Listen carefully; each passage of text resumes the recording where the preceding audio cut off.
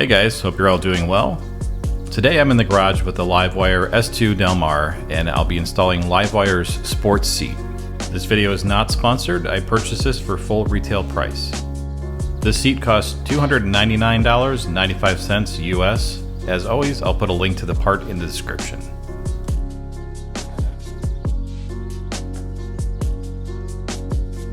I'm installing this seat today because, in my opinion, the stock seat on the Del Mar isn't very comfortable. The front of the seat's very narrow, which does give good standover height, but I found that the edges can dig into the bottom of my legs, and I find that a little bit uncomfortable. The seat can be swapped with no tools necessary. It just needs to be unlocked with a key. Mine came with a protective rubber piece that I needed to remove before install. To install the seat, I just needed to line up the slot in the front of the seat with the bracket on the bike. Then just push down to lock it in place. Here's a nice before and after so you can see what the stock seat looks like compared to the aftermarket one.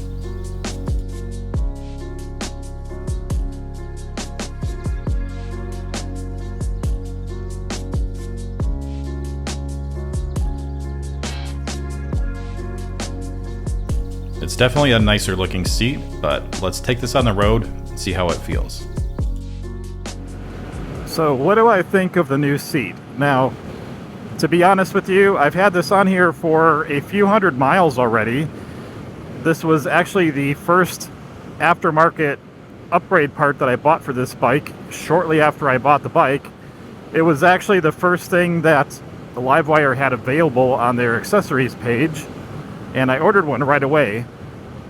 And I'm going to just make a long story short here. This aftermarket seat is much like many other aftermarket seats. The styling gets a little bit of an upgrade. The comfort gets a tiny bit of an upgrade. But it's not going to change your life.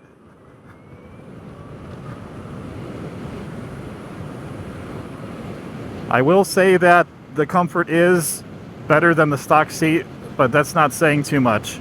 I just find the stock seat very uncomfortable. It definitely has more points for styling. I really like the look of the new seat. I don't regret buying it. I do think it is a comfort upgrade, and I'm not going to be looking for any different aftermarket seat to replace this one. I'm just going to go ahead and keep this one. Now, one thing I definitely noticed after riding on this for a while is that this aftermarket seat feels like it pushes me about an inch or two closer to the handlebars. Not too much of a fan of that. I'm a little bit of a taller person at 6 feet tall, and I prefer to have a little bit more room between myself and the handlebars here, so give me a little bit more leg room as well. It's not a deal breaker. I mean, I actually got used to it really quick, but just something that I thought I would mention.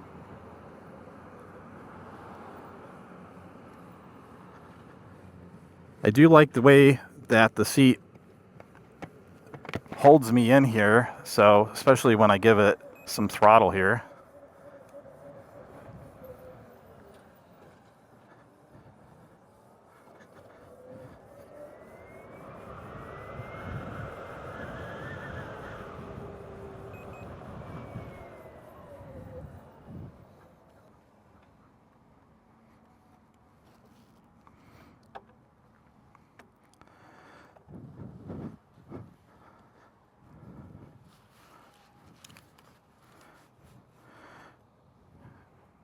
Yeah, so here's the seat. This is the part that I was talking about.